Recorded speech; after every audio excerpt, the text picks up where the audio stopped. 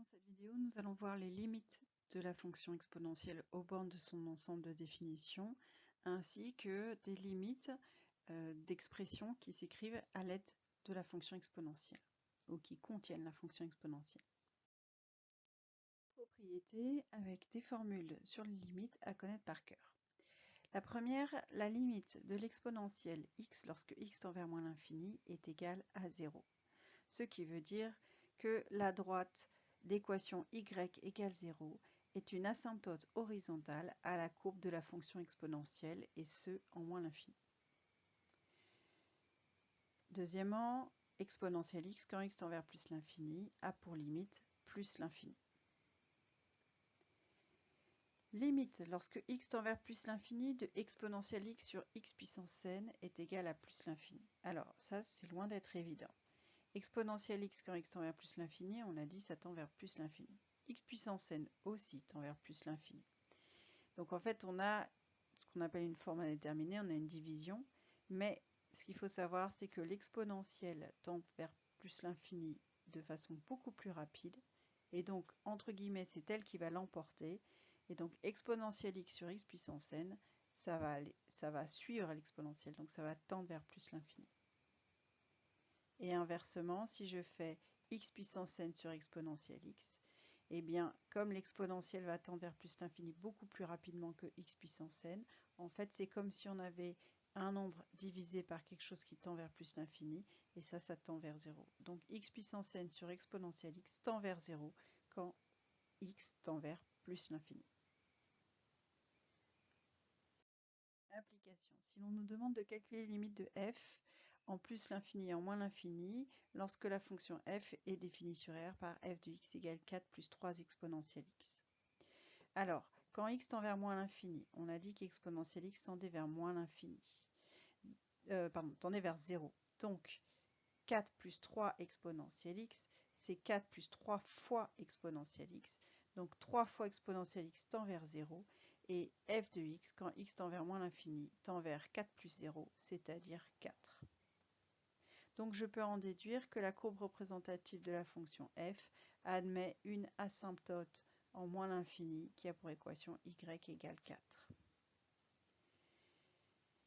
D'autre part, en plus l'infini, exponentielle x tend vers plus l'infini. Donc j'ai quelque chose qui tend vers plus l'infini multiplié par 3, donc il sera encore plus grand et ça va tendre vers plus l'infini, je rajoute 4. Donc la limite quand x tend vers plus l'infini de f de x est égale à plus l'infini.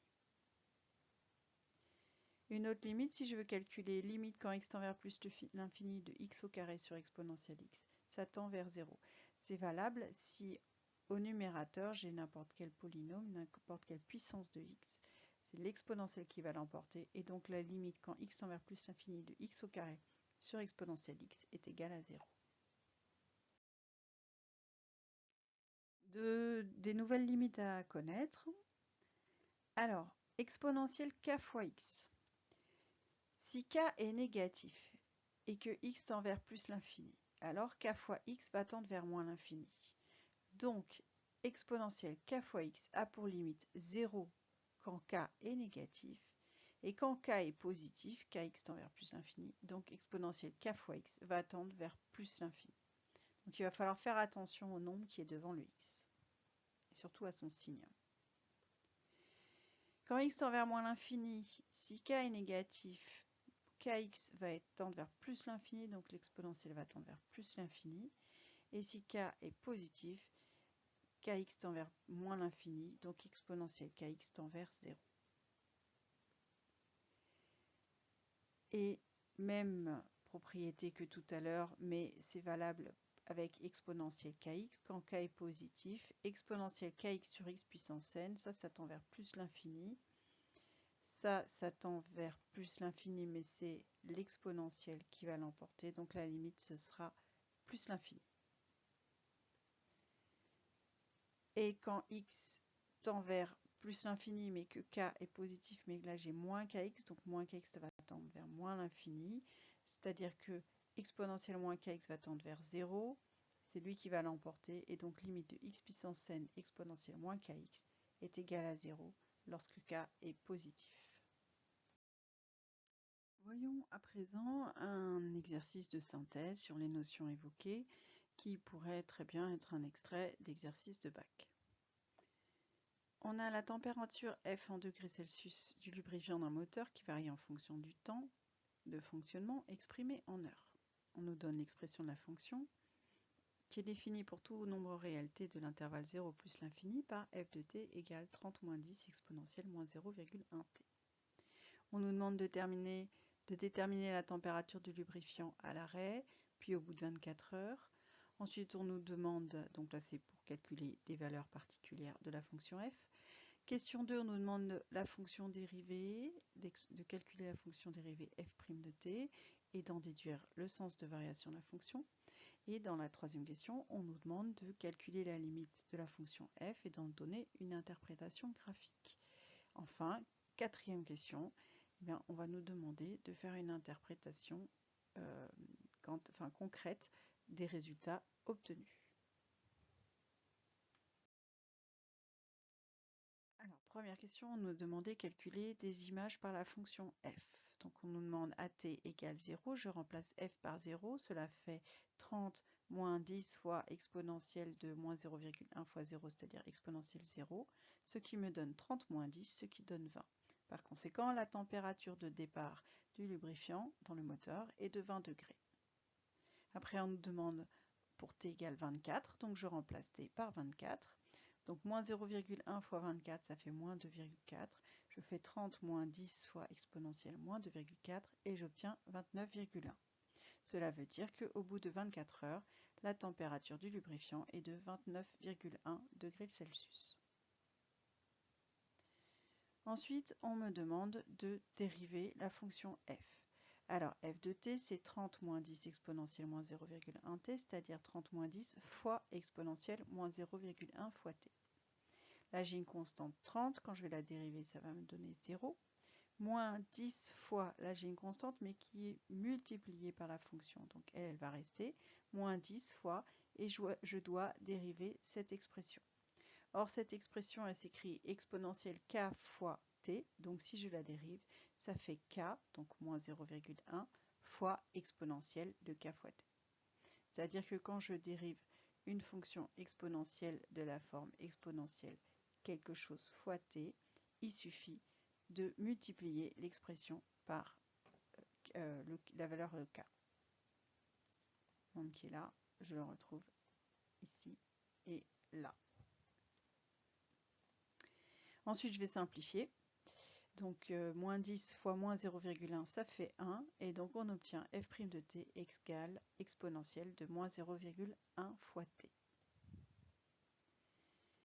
Dans la question suivante, on nous demande de déterminer le sens de variation de la fonction f. Or, pour déterminer le sens de variation d'une fonction, il faut déterminer le signe de sa dérivée. Or, on avait obtenu comme dérivée exponentielle moins 0,1 fois t. Et je sais que l'exponentielle de n'importe quel nombre réel est strictement positive. C'est une propriété fondamentale de la fonction exponentielle. Par conséquent, exponentielle de moins 0,1 fois t est toujours positif et donc la dérivée est strictement positive. On en déduit que la fonction f est strictement croissante sur 0 plus l'infini. Ensuite, on me demande de déterminer la limite de la fonction f en plus l'infini. Donc je rappelle l'expression de la fonction. Et justement, j'ai quelque chose ici de la forme exponentielle de moins 0,1 t, donc exponentielle de k fois t avec k qui est négatif. Donc quand t tend vers plus l'infini, moins 0,1 fois t, ça va tendre vers moins l'infini. Or, exponentielle de quelque chose qui tend vers moins l'infini, ça tend vers 0. Donc, limite de exponentielle de moins 0,1 t, c'est égal à 0. Ensuite, ce nombre, je vais multiplier par 10. Donc, ça fait 10 fois 0, 0. Donc, la limite de f, lorsque t tend vers plus l'infini, c'est 30 moins 0, ce qui me donne 30.